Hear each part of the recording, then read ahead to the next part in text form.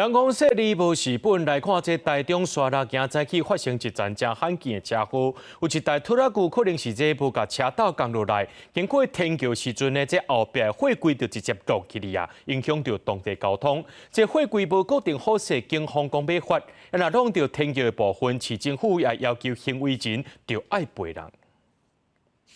车顶专线的车驶真紧，就通过路口，毋过一只货柜拖板车疑似车道无降落来，直接弄到行人绿桥，货柜随落伫涂骹，弄一个“砰”一声，附近的店头佫继续发生爆炸。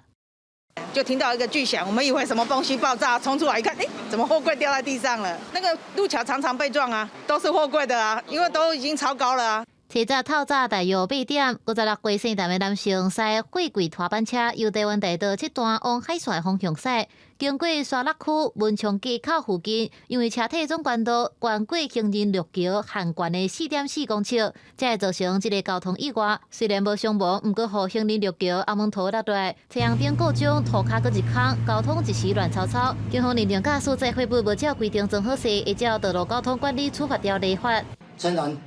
载运货物未依规定装载稳拖，违反道路交通管理处罚条例30条第1项第7款，处新台币3000元以上18000以下罚款。经检查桥梁主要构件如大梁、桥面板、支撑及墩柱等，所幸并无位移或破裂、变形等状况，仅有梁底轻微水泥剥落及箍筋外露，受损轻微，因此并无立即危险之虞。后续将派工修缮。建设局派人到场检查受损的状况，确定行人绿桥主体结构并无变形、破去或者是甩位，无马上的危险。敢若底部的阿门头落落来，佫有箍筋显现出来，后续会派人修理，也会向行为人求赔偿。记者综合报道。